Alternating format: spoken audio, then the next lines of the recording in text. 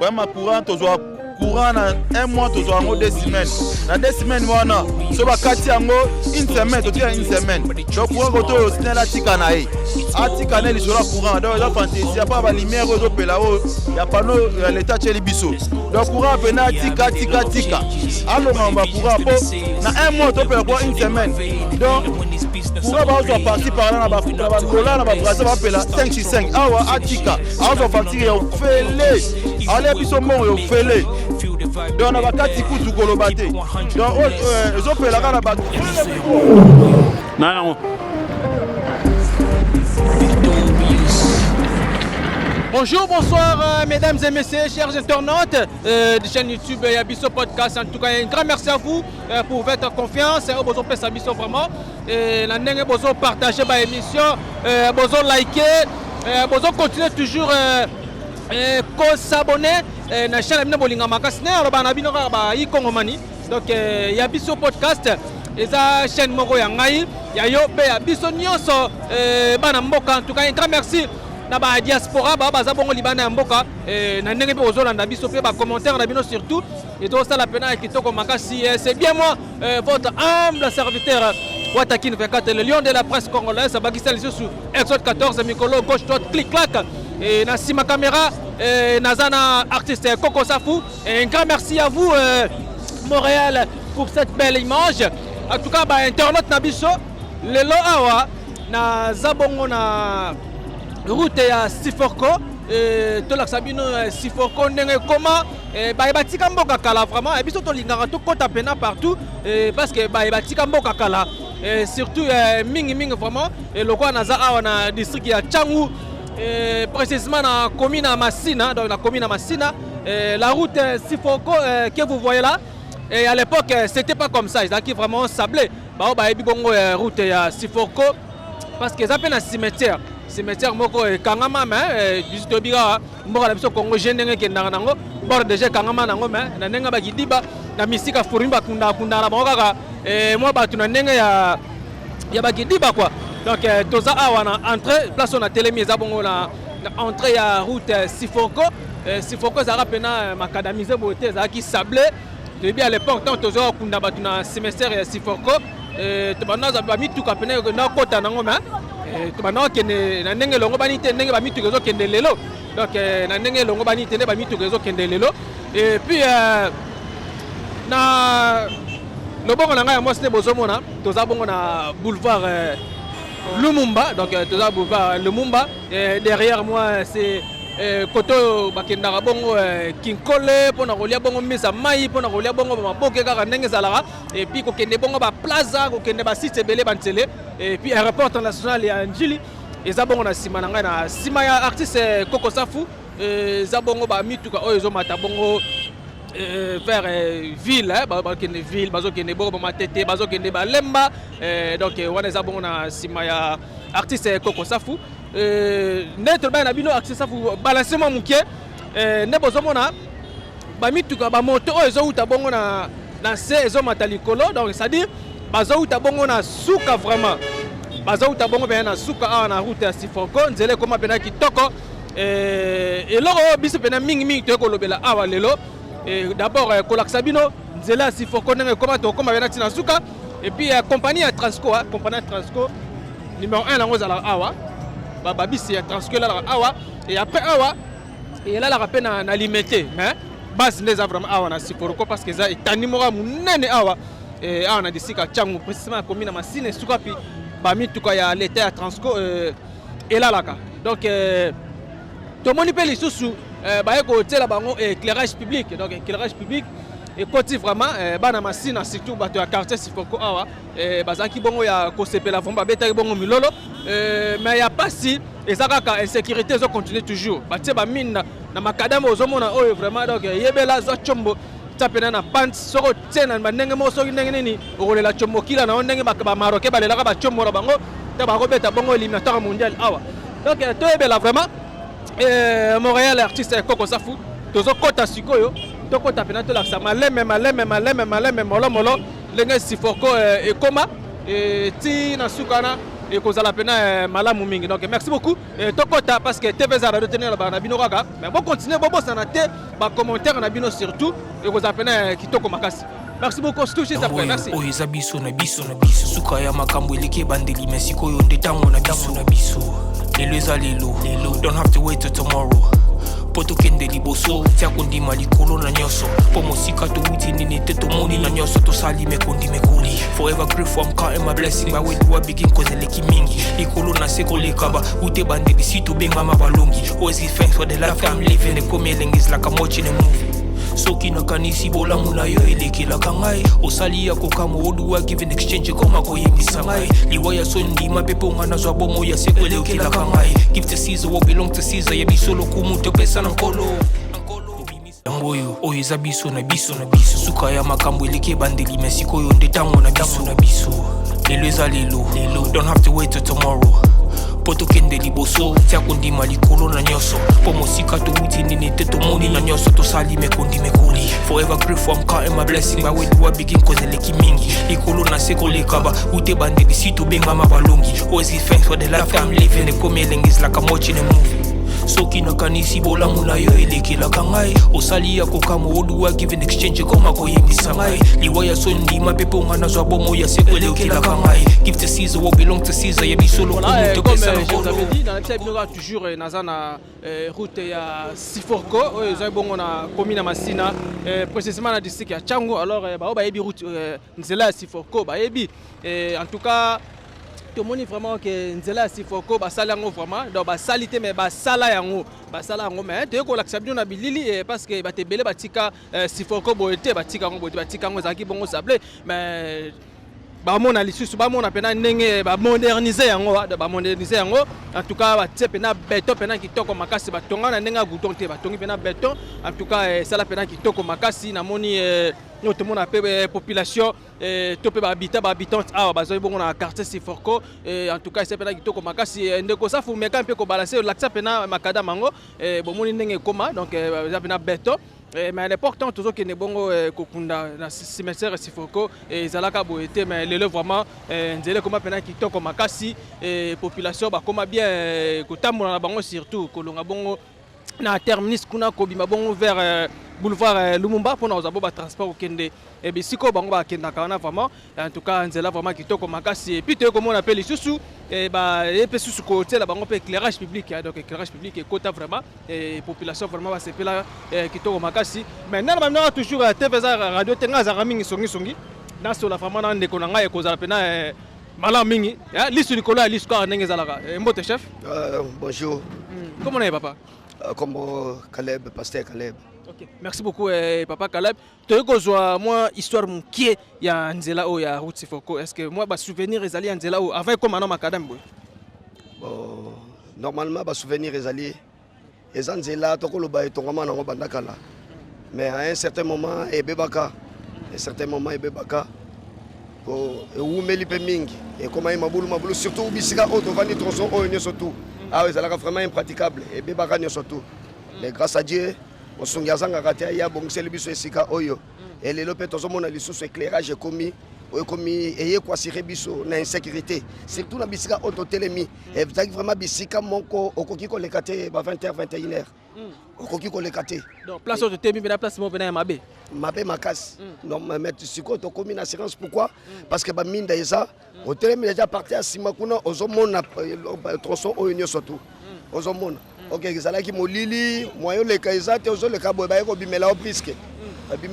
mais na minute oyo okozala ozana musika mais ozomona déjà usuka na suka vraiment osepeli makasi pe to komisi nzambe na bato oyo ya mitema malamu bazo continuer ko salela ka bato bolamu eza vraiment initiative moko très important pour la biso très important et papa oya umela lisusu aumela nzamba bagisele lisusu mikolo belé apambola epe lisusu na motema malamu azana ngo ona ko koloba yana donc côté otoloba système ya yebela chombo yebela god depuis éclairage public ekotaki na secteur biloko wana ya sute biloko wana eza sute edimné parce que bando profiter na molili siko éclairage ça azomona ke soki na bimi boye na bato bazakuna bazomona ngati ba rolande na facilité loko wana edimné pourquoi parce que muinda nde et puis si biso assurance ya komonaka na musika mwinda de biso assurance ya komonaka musika. Ok, merci beaucoup. Maintenant, est-ce que la lumière, nini, comment, à part non makada ba, na kati siko et ba cité, ba lumière pesa nango. Bon, na kati na le comité, hein, na kati na le comité, ba weleli nanu na prince parce que on est en des voies publiques, au bâtiment surtout ba hota molela mingi ba osala mingi, mais na kati na le quotité. Ce qui est quotité na kati ko zala malamu makasi. Mais quartier au courant za nango kitoko. Bon, courant zala kanango malgré ba courant wa snel ndenge zala wana, mais en réalité eza nango soki eye soki eye pete po snel to yebi wana to lobelaka na biso ngote wana to lobelaka ngote maladi wana eza ya lelo te courant bokozala nango ba poto yango ba tiabo menaka bin etete pe komaka nango te bokozala 3 semaines 4 semaines wana to yebi na biso ngo maladi wana mais ba poto ba tia na bango basingezaka nango soki eye. Merci bien, donc en tout cas, c'est le pena kitoko makasi. Na epete soki ba papa bako bakisa moni loba ekozala pena malamu mingi na solana ndeko. Bonjour. Bonjour. Comment on est papa? Comment on a papa Kajou? Papa Kajou vient na quartier. On fait na quartier Matadi. Bon, problème na biso kotoyo. Problème courant tozo courant na 1 mois tozo ngo 2 semaines. Na 2 semaines wana so ba kati yango 1 semaine, to tika 1 semaine. Donc courant kotoyo snela tika na e. Atika na lisolo courant donc eza fantaisie pas ba lumière ozo pela o ya panneau l'état tcheli biso. Donc courant pena tika alonga ba courant po na 1 mois to pela quoi 1 semaine. Donc courant ba ozo parti par là na ba ngola na ba brasa ba pela 565 awa atika ozo facture yo fele ale biso mbongo yo fele. Donc na ba kati kutu kolobate. Donc ozo pela na ba to balier commercial na balier maison d'habitation et pélarate to so ngora 7 jours pendant 1 mois. Donc ma ko ba mingi ezate yes na luana atela courant libanda mais biso propriétaire ya pays to souffrir. Donc ya mingi lo bezate likamsu na loba ezali kambo ya nzela ya canal lo basala ngo auparavant tangu nzela za mai ezaki muke mais depuis ba chino ba ye basali ba prince kuna basala autoroute awa donc mai moyen ko legezate so tali bien ezali canal mo ezali 1 mètre mais la réalité faut ezala 5 mètres bien 4 mètres donc mai le karaté donc faut pas grandir yango pas grandir yango zo aspect ya canal moko ke oyo et ko zo mai ya boye tout et leki na ndenga kimia donc to na passe ya courant na canal ikami ba to zala ngwana apa ba kuna biso mo to telemela bango to sali ba fort rebelle pour to me ko maîtriser situation l'état a wazo exister té ba policier na beso effectif ezaka muke donc marambutu eza mabe ya malamu ezate à part éclairage public ba tcheli biso bénéfice absolu ba éclairage public nyonso eza mabe. Donc to ba awa na siforko awa na nzela oyo à part éclairage public oyo ba tchebino ezo pela bongo na ezo ngelisa pena balabala mais na bakati kuna bosana molili kati molili courant to zoaka na 1 mois to zoaka 1 semaine na ebité na 24 communes ya ville ya Kinshasa bato ba vivre à bongo ka lwa biso na kena bandu na moni courant e boujaka te sala gelo te na province mais awa ma to na semaine to zoango na 1 mois to zoango 1 semaine donc so na kosi bato musu ba koloba eza bongo mais pour na nzela o ko bana nanu ko bana entrée na boulevard Lumumba ti na suka kuna ba air nini ozaki na muta ko leka te ba leka ba air nyonso ngonga za te so alekaka ba leka na bango eza ça problème ko leka mais pas c'est ça courant oyo courant continue eza normalité à part courant oyo ya biso ya ba panneau ndezo pela un continue ndezo pela bien mais continue oya sinel nde tozaka nango te donc na 1 mois tozaka 1 semaine bana to fanda ko to ezaka bon la facture ezoya ka bozo ezoya mais na 1 mois dans 1 mois mobimba bozo ka courant par 1 semaine na mois tozaka chez 1 semaine tozaka musika te ya boulevard Lumumba donc à 100 mètres boulevard Lumumba donc ba facture yaka to futaka mais courant ezala raté donc tu auras des problèmes nous déranger biso à part courant na ba canal il faut l'état ko canaliser ba mai na biso wa po moyen ezate so mbule beti. C'est ça. Merci beaucoup en tout cas moi j'ai so vous les bêtis en tout cas kolandela ngo loka toza na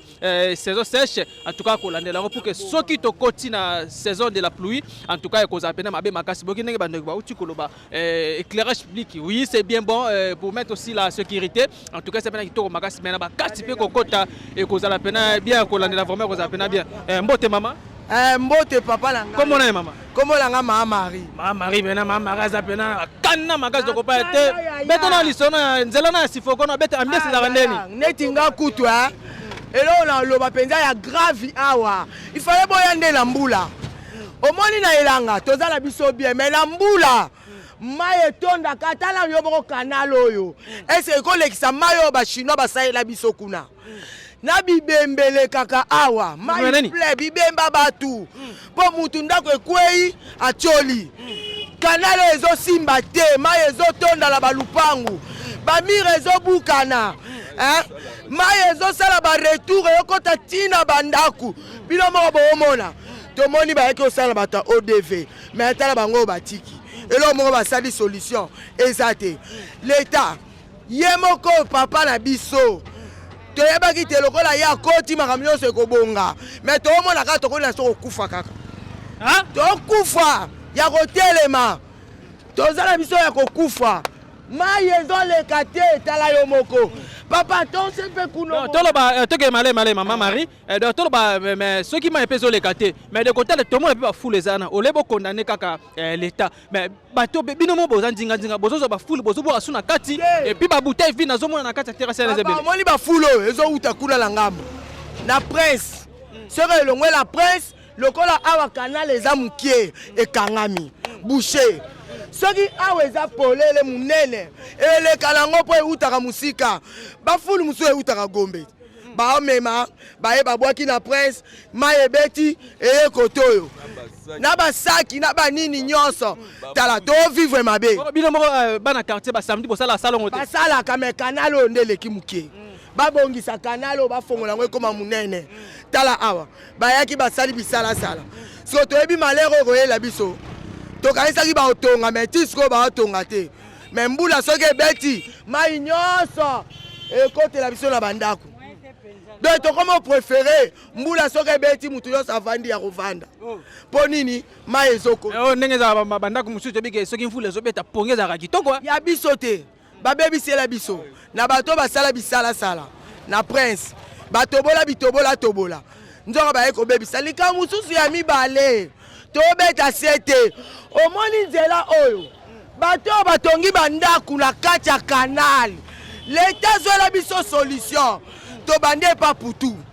kaka na kwe wana bamezo bandako nyonso batongi ya baetage bakangi bakanal mai ezoleka lisusu te komo déborde la prince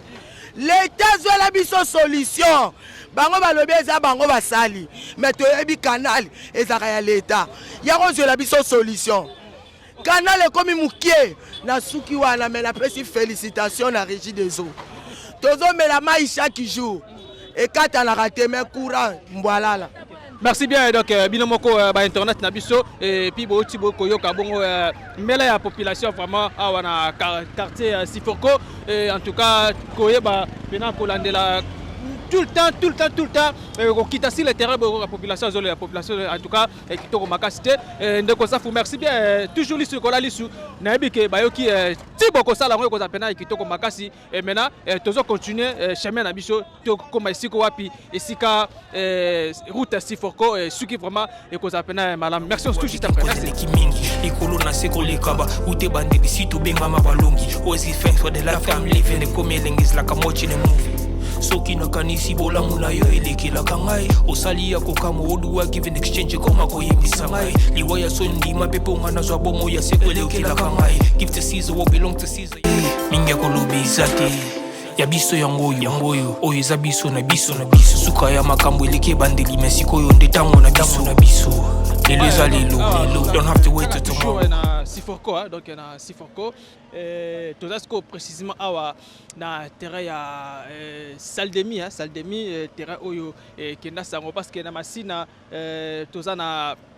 municipal oyo eza nolo na maison communale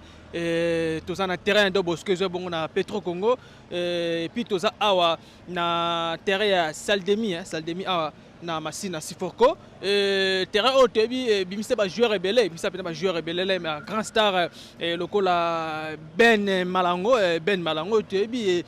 parcours na ele ka awa abeta awa kolongwane awa kenda bongo na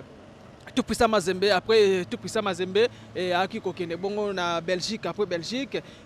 Siko Wapi Basoki Azaki Bongo est sélectionné na Leopard, à comment qu'il est, Leopard na biso ya Mboka Congo, et puis si Ako Kitasu na Afrique, ba continue ba bataille Bongo na ba Égypte, ba Maroc, et Siko Wapi Azo continuer pe carrière na kaka ndenge zala, donc toujours na route ya Siforko, boki ndenge ba Congo mani ba otiko ba vraiment en tout cas ko bon sa banzela, ceux qui voulaient bêtis nzela na pena ko beba makasi ko batela ko yeba pe ko batela, et puis population biso mo pe d'abord avant ko benga na lisungi ya l'état parce que l'état a été ndenge na lobana bino biso moko na d'abord ko yeba comment ko entretenir environnement ko zapena malamu mingi tomoni nzela kitoko nzela batonga pena kitoko makasi, mais ya pas si pe ma eza que mingi mi pa kontipe ko yeba pe ko landela vraiment talande si place wana terrasse za pena mo kie makasi ce que vous les bandits kaka awa koto ba koma suna pasi ya ko sala alors ko yeba vraiment ko landela ngo ko bongisa pour que population ba koma dans le calme ko za pena bien, puis ko lobela pe mingi ba continue biso ya SNEL, en tout cas Société nationale d'électricité. Il faut qu'on y ait bappé, qu'on lande la capé, talaga bata koto baleli tabino moko. Baso courant par semaine, donc une semaine par année, baso courant donc na une semaine kaka. Par mois pardon. Donc par mois, une semaine par mois, biso moi ça la 4 semaines. Donc bango 3 semaines en so mwindu logo la zombie. Mais na semaine moko mona kena kura kitoko kure songi e kaka ndenge zala ko yeba pena ko landela e ko za pena malaminge non ke ko tika population dans le noir et benda bon insécurité auto mona bongo ben civique to benga bongo bakuluna e roleka ba botolo chombo roleka botolo saki e za pena bien alors so pena lo silike za pena à 100% ndenge ndeko na uti ko loba ndenge ba Brazzaville bazala ka ba ngolé e ba et ba Gabonais bato basala batiza bon courant na biso ceux qui biso peut te compter la courant efficacité ngwana partout awa na 4 coins ya Congo aux apena kitoko makasi so totali awa na province ya Kinshasa courant comme moi nungu mais to kenda ba Congo to laksa bino ba Congo ba Congo vraiment depuis to kenda ndenge to zongaka to betara une semaine courant na mona place courant kenda te na mona place courant ekitaka te to ebité signal ngo comme ya bato baza bongo na ba intérieur na bato baza bongo na kin awa différent to ndenge ni mezaka compagnie moko ko ba pena ko landela ko zapena kitoko makasi toujours lisu le kola lisu TV za radio te avec votre âme la serviteur ta kin fakate le lion de la presse congolaise to zokota kaka to l'action bino makadam mais place au Togo les kangote terrain salle de mise à terrain moko reconnu ba diaspora ba kenda boli bana masina ba yebi terrain bango salle de mise et bimisa bongo star munene et na kombo ya Ben Malango. Merci tout juste après. Merci. Ngoyo oyo biso na biso suka ya makambo elike bandeli mesiko yo ndetango na biso lelo eza lelo don't have to wait till tomorrow. Poto kende liboso tia kondima likolo na nyoso po mosika to uti nini te to moni na nyoso to sali mekondi mekoli forever grateful I'm counting my blessing ba we do a begin cause eleki mingi likolo na seko lekaba ute bande bisito benga mabalongi always give thanks for the life I'm living the coming is like I'm watching a movie soki na kanisi bola muna yo eleki la kangai osali ya kokamo odu a give in exchange koma koyi.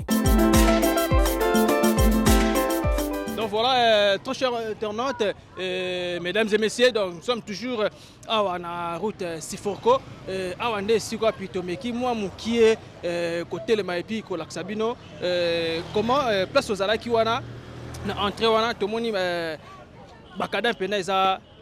Na ndenge longo bani moi propriété mais awa tokopa te to moni moi mabulu ya sa fo mega pe ko zola ngo bande ko ba mona ezabela kitoko makasi moi mabulu ya mikie wana ezabongo nzela oyo siko wapi nzela suki to koma wana to laksabino pe kala misika fourmi et puis to laksabino pe na nini parking Transco donc parking à monene ya Transco c'est bon awa na nzela Siforko dans nzela Siforko te bi Siforko kenda sango Siforko yebana vraiment semestre pesa ka à l'époque bana kunda moi bena toye awa toujours pena moi le ba jeune wana bon mati pena likolo à l'époque c'était ba kombi bena ba spiter na nuku tuté à l'époque c'était ba kombi ba maluma ba kimaluma lu bon mati pena moi le ngel ka ndenge zala ko ya rapper koyi en tout cas toujours lisu likolo lisu ne alba na bino loka bobengaki ngai na lakisa bino vraiment nzela ya Siforco et puis ko beta pe lisolo ya ba éclairage public na bango vraiment donc bozomona bino moko ba poto et puis bomone ninga population ndenge ba uti koloba na makadam vraiment nzela pena koma pena kitoko éclairage pena koloba te 565 mais na kati bosana nakati bosana noir en tout cas yo sunga vraiment te ça pena bete mais soki lumière o ezabongo na makadam soki ezape na bavenu na kati vraiment ko zapela kitoko makasi et moyen to kota na pena kati bavenu ezate parce que le to lobela mingi vraiment éclairage public ya koto et puis na bomino mo ndenge ba uti koloba na bakati kuna sécurité zali et c'est que baza vraiment na sécurité parce que baza dans les noirs toujours mais nzela te tozotambola bozumino bozomona en tout cas nzela vraiment eza nango pena bien donc nzela nango pena bien et puis na éclairage en tout cas éclairage public c'est vraiment pena kitoko makasi et puis quartier ngo pena tozomona pe et moi bato ya banda ko pena batonga eza souté vient na ngai Richard Mona Masina depuis Paris tozomona pena quartier ndenge komba et quartier eza pena kitoko makasi kaka ndenge ezala siko totambola et toko pena suka et to laksa bino siko wapi Siforco route nango esuka merci toujours lisu ko aliso juste après oyo eza biso na biso suka ya makambo eleke bandeli mesiko yo ndetango na biso lelo eza lelo don't have to wait till tomorrow. Donc voilà, toujours tambola kosola pena population baza nzinga to koti bakati te to so na mingi na bato baza pena nzinga ya makadam ya route Siforco et car ndenge sala mbote mama mbote papa comment on a Maman Gina vend actuellement koto. Elle a vendu koto yo. Na quartier nini? Quartier Matadi, la commune de Masina, na Siforco. OK. Merci bien venir Matadi et na Masina Siforco. Et comment on nzela oyo ndenge koma vraiment et ça la rabino ndeni surtout bino bozanzinga na makadama. Et ça la biso bien pour tout les molili, ba ye ocha lumière, to kom penza bien penza. Donc ndenge lumière et quota et puis difficulté de transport bino côté za rachouté. Que za souté matin. Comment pena awa place tozali awa si au boulevard na moto futa combien? To futa jusqu'à 500 francs. 500 mon kitoko quoi? On est bien. Bien. Okay. Merci. Maintenant, comment on a ce éclairage parce que vous étiez dans le noir. Maintenant, il y a un éclairage public. Maintenant, les solos, différence des alliés, sécurité et insécurité depuis lumière et côté. Il y a mon secteur, mon andéné. To comment bien sécurité za souté. Ndé to za liboso ta za molili. Liboso za tema makasi mais sikoyo bien penza. Banda lumière et côté pena kitoko. Kitoko penza. 24 heures sur 24 heures. Oui. On a battu boko milai ko bungisa ba chombo ba sakire. Baza souté, ba mona souté. Et puis ndenge bino banga na mona likolo kabelo tonyango yo tonyango. Tena toite. Ola tigaka. Kolobizate. Ya biso yango oyo eza biso na biso suka ya makambo eleke bandeli mesiko yo ndetango na biso. Lelo eza lelo don't have to wait till tomorrow. Poto kende liboso tia kondima likolo na nyoso po mosika to uti nene te to moni na nyoso to sali me koli forever grateful I'm counting my blessing by way do I begin cause eleki mingi likolo na seko likaba ute bande disitu benga mabalongi always give thanks for the life I'm living the coming is like I'm watching a movie soki na kanisi bola muna yo elekela kangai osali ya kokamo oluwa give in exchange konga koyebisa ngai liwaya sondi mapepo ngana zwa bomo ya sekwele okela kangai give to Caesar what belong to Caesar yebi solo kumu te pesa na nkolo obimisa ngana mulili opesa lilobo epelisa mwinda okomisa nzoto etonga makamu na koma komona kokamwa ebandeli pe suka nyonso tosengaka esi osala bokitano ya bala ya mabana bilaka na bima kokokisa nyonso mpona ntina nanga ya motuya yo opesanga okeli nzambe tata esengo na ngai ya libela moninga na ngai ya motima. Donc les canasses, ce que sont vous les bêtis côté vous avez bien? Non, tous avez bien te ba ma etondaka. Etonda bien partout. Pourquoi bien les ziba test? Ziba penza les. On a jarabena. On a. Souci ma casse pas. Tika la ga pirogue ya ba no longo la bino bela place vous alliti. Faut ba bon c'est la biso. Merci beaucoup. Donc, maman, c'est très gentil. Et vous qui n'avez maman Otiko expliquer, oui, Azan est mon anzela, mais éclairage public, c'est peut-être qui toko makasi, mais pas César qui non. L'otili est malongate et puis maïpe est malongate. Toujours ici le cola ici. C'est tout de suite après. Merci. Voilà, chers internautes, voilà, on est dans le bain Nabino. Et awa suko tozana siko wapi route à Siforko et Suki, donc Suki ne awa Skamakada mais Suki. Mais tout le monde ndeko sa fondé dans balancer ba image. Place en vraiment na suka. Et ça vraiment té na ndenge longo bani fallait ko bongisa yango vraiment ko sala ngo pena dans le calme parce que vous la soke beti na sima ya ndeko sa fondé ko sa faut ko zelanga. Et ça moi montagne, moi montagne moko ezawana et puis place on a telemi na semakasi. Alors vous la soke beti mai tant uta bongo na pression tant azo kita azobuka siko api makada mais suka. Alors ne bomoni place wana salité eza vraiment makasi. Merci ndeko sa pour na image et en tout cas ne bomoni place wana ndeko sa fazo libino et bomoni bongo mai vanda mais tozana elanga. Tozana elanga mais bino bomoni mai za ko vanda place wana et alors il faut que koyeba pene nini biso mo pene alba na bino na debi biso mo d'abord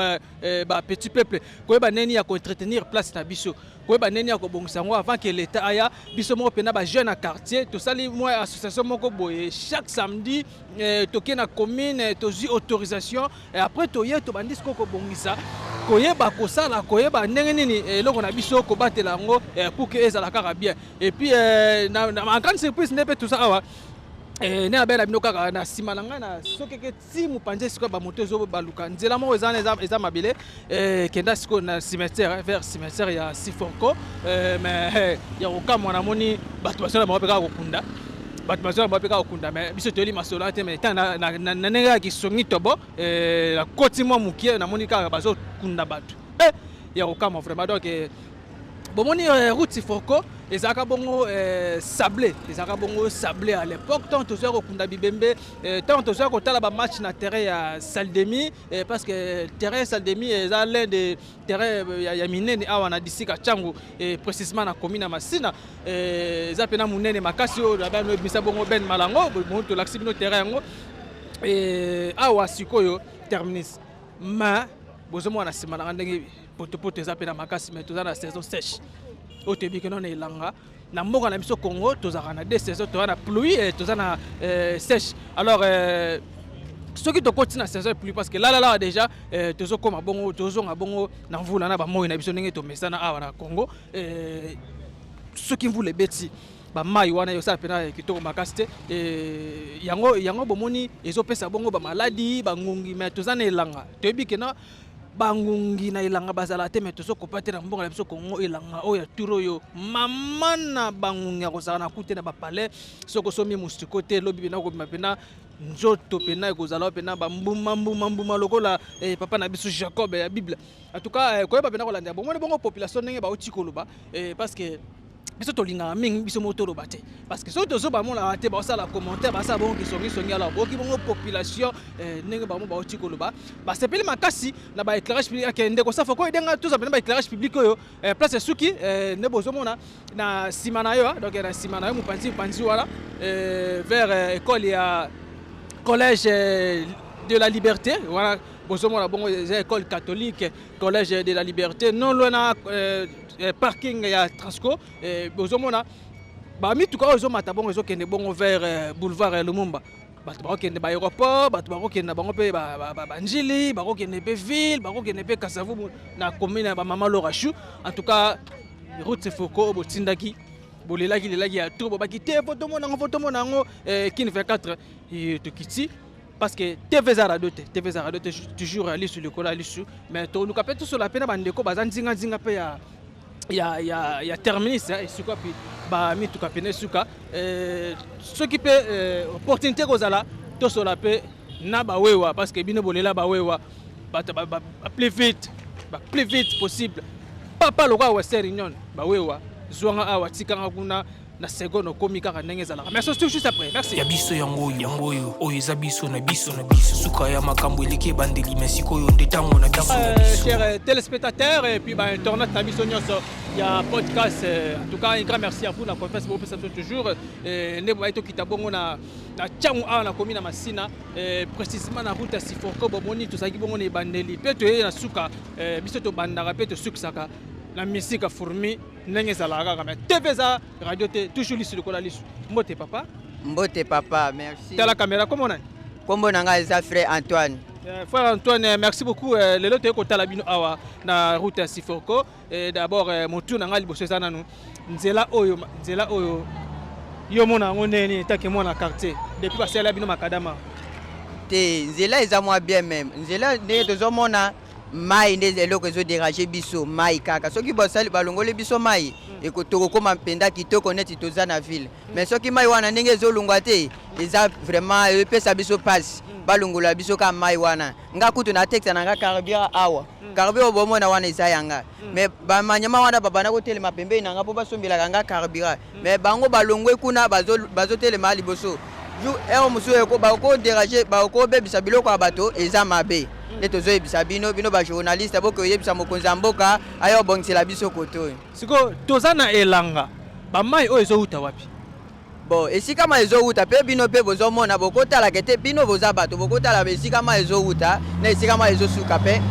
bato bazokoya awa pe bazokufa na kokufa bazo perdre ba vie awa ndenge ka ndenge bomona mai wana. Donc place wana tolo bala mai wana za libulu te libulu ezate. Mais siko muta koya ndeni na kufa leko libulu ezate. Bon, ndenge bato bazokoya pe bino boko bozomona kete ekomi na nu nani mabele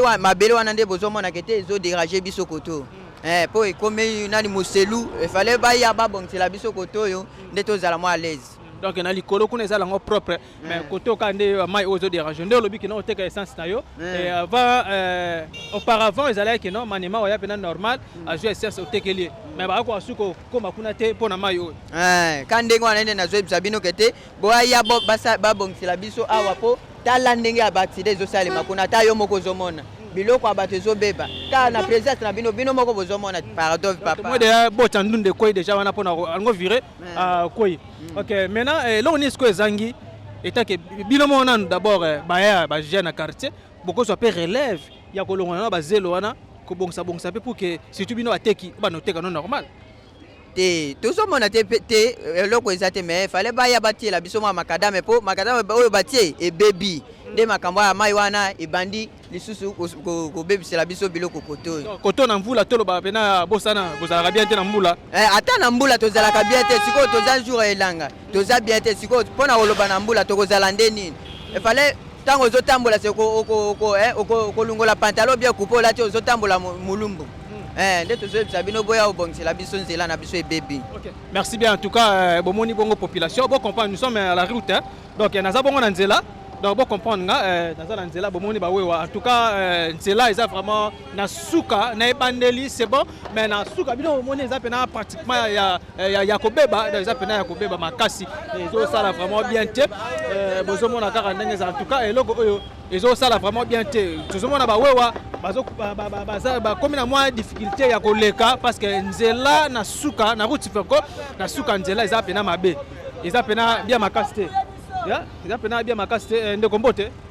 père comment on nga komona nga Jonas pas Jonas nzela ona Sifoko na bandeli kuna c'est bon mais to comme na suka awa nzela eza kobeba po nini biso koto pe to loba na biso baleka pe mais basala na bango te pona biso koto nzela o to lemba ngo biso moko kaka na ba force na biso to sala mais changement ezala te singa ka leta moko azwa relève pona nzela o siko bino bosala neti nini avant que leta bino bosala longola ka na ndenga mabele na ndenga babeshi na ndenga maboko biso moko na force na biso to longoli mabele mais esenga ka leta moko pena asala na ndenga mituka azwa relève ye moko to lemba ngo koto na mbula pena ezala nango mabe tala mituka ebele kota koto mais nzela ezala ka mabe nzela eza mabe pona biso koto pena tozala na nzela malunga te to lemba balekara bango bazwaka biso toloba mais solution emona na kaka te koyeba te ane oyo soki bakoyokela biso mawa par rapport maintenant éclairage public na suka pezopela te éclairage public pena ezopela nango mpona yango pena eloko ya kokomante eza te eza nango normal pardon nzela kobeba koto bongo courant mai c'est bon mai pe bon mpona mai ezaka mwa bainconvénient mai ndenge ezalaka partout ezalaka nango kaka bongo Mais par rapport ndenge pena mambo ezalaka courant mai apena sifoko kitoko par no éclairage public te wana pena pona wana normal pona wana ni mabe ezala nango bien biso kwa tozana problème ka nzela nde pona biso wana eza mabe suka awa nde eza mabe suka awa nde eza mabe na ebandeli kuna c'est bon mais suka awa nde eza mabe ebandeli pamba te ebandeli mpe ezaka mabe biso nzela na biso ezaka nzela ya mabe courant mpe eza nango très mal babongisa mpe na courant nakaka mpe koto bato maboko bazalaka to bayanki bazalaka to koto wana ezangisaka te yo boya wana ezangisaka te ezangisaka te gape. Merci beaucoup, Bino Bosomona. D'abord, comprendre, nous sommes vers la route, et tous en là, donc, vous comprenez, ceux qui ont bougé, tout collègue, ça bon, Bamanema. Papa, maintenant, cimetière, c'est pour Bakundaka. Bakundaka, père. Tu as Kangamat. Asiko, Kangamasiko, Batango, Moro Mona, Temituka, Baba, mais ma bébé. Yo Moro Mona. Bino Mana Karate, c'est la Binone. Et aussi la besoin de dépendre par rapport à l'état. Cimetière baboya ke bakunda batu te meto mona ka bakotsa batu préfère ngo batu ba kene cimetière ti bango e mena siko nzela lokwa eza mwa pasi boye basala neni bakitisi corps banokena kitaka ka bakiti batu mutu keke kana ebembe batu balandika makolo préfère bango eyo seke moye bakende kuna ezate yango wana batelemi awa bazo andeka mutu kana ebembe bake batu balandi makolo po nzela pene eza nango penati ko nzela yango pe fuidi eza ya kobeba nyonso pena te gape o koto pena bona nzela biso na malobe sili olemi na yo na lemi na nga bona nzela pena ndenge ozomona biso mutu kana ndenge etelemi wana kamera na lobi boye omoni mutu oyo etelemi ya 207 wana etelemi ka mpona nzela ebebi omoni bazomema banani babibembe kana mutu siko mutu nani mutu soko okende kuna ti esika bakundaka bato moya otelema moya okende lisusu eza te babongisela biso nzela papa babongisela biso nzela nde likambo tozoloba awa ka mpona nzela likambo mosusu eza te. En tout cas, bazolela vraiment nzela na suka awa tomoni mwa difficulté mwa koko so vraiment bazanango et ça le pena kitoko makasi sunga vraiment te batema bo kutu bosana wana koma nango partout awa na 24 communes ville province Kinshasa batema boko bazara na bango éclairage public ba bazomona bango et pelaka nango éclairage public eza nango et pelaka mais ya pas ezara kendo balo tiliki na kati ba parler kutu bosana bongo ma régie des eaux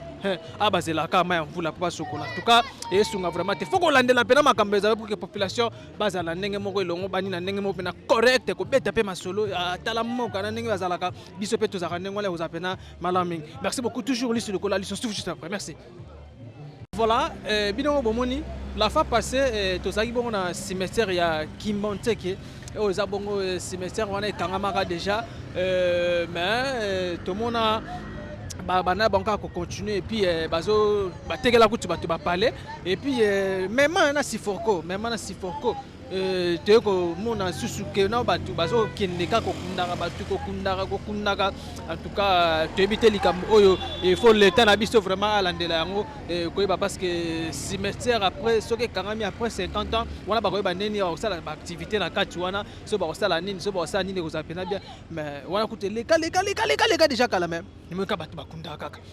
Et puis toko la sabino sur bomoni comment na suka wana na suka vraiment nzela vraiment eza mabe makasi donc nzela vraiment eza bien té poto net na film et puis lumière aussi lumière pe ezala pena bien makasi pour na protéger bongo population côté insécurité lumière za bien mais tant que ça que notre quartier dans les noirs en tout cas ça pena bien surtout ba sifoko oyo kena pena sango côté okutu na babutu na batinel kokota kutu te ko ya te parce que vous appena mabe makasi mais dit bon na couloir awa na makada bozomo na route sifoko éclairage public bozomona éclairage public eza partout mais il y a pas si oyo population bazolela eza ke non na kati ya ba avenue na bango courant vraiment eza te et puis mai donc mai vraiment bima pena moi pas si mais côté tout le monde éclairage public courant pena kitoko va nango bien ezopela pena et puis ne baneliti na suka ezopela pena ezosala pena bien mais na kati kaka ne société SNEL bosana vie na biso kutu régie des autres comment benga vie bosana pe kutu pena balabaka soki mvule zobeta na belanga boye somba pena parquet pakeno ya parfait saka na ndako pompa hobi marabo ozana ba mauvaise odeur te mais tobi que non Régie des eaux, il y a biso mo na Congo, SNEL il y a biso moko. Alors il faut vraiment qu'on lande là et qu'on appelle qui toko magas pour que population bazala ndenge pena elongo bani na sifoko masina awa eza quartier mo munene tozomo na Transco eza wana. Alors tant eza kino ba vena kati eza bon molili wana mabe makasi. Ils appellent ma makasi et puis ba jepena maboko na kati na vini pena ils a rachuté awa na route sifoko ba jepena maboko ils a rachuté à travers il y a éclairage public mais là ba kati ba venir ikoko tate bo sala pour ba kati suki ba lia yo pena ba plan ba lio pena on comprend te bon na ki api muto zo mona te muto mulili on comprend vraiment te mais ce qui courant ezali ce qui mai ezali ils appellent kitoko makasi toujours lisu quoi lisu to saka awa to sola na population to laksa bino pe musalo biso te ko sala awa na route ya sifoko. Merci. Matoye yoki miswe moni linga kolobe zati oteme zate mo misale monani linga kolobe zati uti musika esel to komi linga kolobe zati ya kolobe zati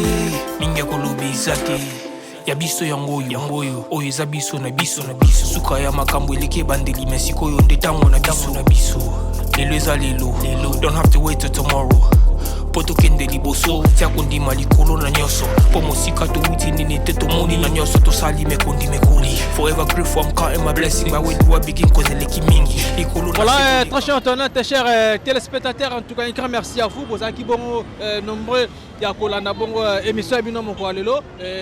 siko wapi mingi to ki kolobela vraiment route ya Siforco et puis ndenge ba sele bango susu ba éclairage public. En tout cas population oui baza satisfait parce que ba moni bongo lotili qui côté bango na makadam e wapi zaki bongo na insécurité ce qui boutoza maintenant makasi pe mulili to ba bana pena ko sunga vraiment te bana pena ko sunga te bo comprendre na balabala donc na balabala mutako le kaneli vraiment problème te. Bomoni bongo population bango monde ba uti koloba awa na Siforco nzela eza nango kitoko mais na suka wana ka ne bomoni bongo ezopesa bango pasi ba mai tozana ilanga mais toujours ba mai ezoya kaka place ezouta ezoyebana te mais na yebi ke wana mingi ezande bato bakolandela yango eza bakonzi ya régie des eaux ekozanga tiyo te po je ne crois pas que no bato baza na mapango bazosopa mai na balabala ekosala bongo liziba betesta wana te seke eza na futi moko ya tiyo toboki. Alors il faut bakonzi ya régie des eaux balandela yango pour que o baza na se wana pe na suka ya route Siforco bazonga bongo dans les miables ndenge bazalaki to pe na ndenge longo bani ndenge bazalaki koza pena bien makasi bomoni pe to lakisi bino pe éclairage public yango population pe balobi baza satisfait koto bazaki na insécurité ba comme na sécurité totale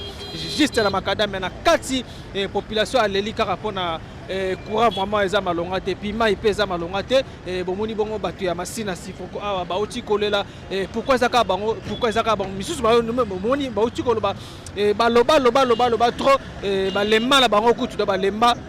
parce que bazo rapena solution te mais depuis que à travers ya biso podcast ndenge to kiti sur le terrain changement kozala pena bien puis to kozonga totala soki place na bakundi yango donc un grand merci vraiment na Montréal donc artiste Coco Safu yena zaki na sima caméra et quand votre humble serviteur et Watakin 24 le lion de la presse congolaise bakisa ici sur Exode 14 na ki mambangu ko remercier vraiment donc le trio d'affaires un grand merci à vous na nenga bosa la pona biso si qui a movié Ben Bala le Gola États-Unis d'Amérique 001 et pourquoi pas ça saluer donc Héros de l'ombre, mon vieux Charlie Wayingu, il y a Mama Coco Matantima 001 à Canada, Héros de l'ombre, il y a le Baraté, Pochinde, le Bakar, Nengezalara. Pourquoi pas saluer mon papa Simon Foka, Stati à Paris, à Maman Cécile. Pourquoi pas saluer mon vieux Trésor Lutonadio, Maman Laetitia Canolo. Mon thème Trésor Lutonadio. En tout cas, un grand merci à vous. Nandeka Bossa la pena pour nous soutenir à Bino. Bon, continuez toujours à s'abonner, à liker, à partager, à pena bien. Si tu aussi votre commentaire, c'est que nous voulons. Moi, j'aime ça. J'aime des commentaires. Ça, moi, commentaire. Na koba bena keno. Pour la pena mission qui toko car nenge salara. Bana changu, bana masina, obaza bongo libana opération. Bongisa commune toujours quand newa takin pakata lobaka. Tolandela pena, tolandela. Yokoza pena qui toko makasi. Bon liker, bon partager. Et surtout n'oubliez pas de s'abonner à la chaîne Nabino Bolinga Makasi, Yabiso Podcast, chaîne Yanga, Yayo, Yabiso Ninga. Clique là, gauche, droite. On se retrouve à la prochaine émission. Bye. soki nakanisi bolamu na yo elekelaka ngai osali ya kokama oluwa give an exchange koma koyembisa ngai liwa ya so ndima mpe mpo nga nazwa bomo ya seko elekelaka ngai give to Caesar what belong to Caesar ya biso lokumu te opesa na nkolo obimisanga na molili opesa lilo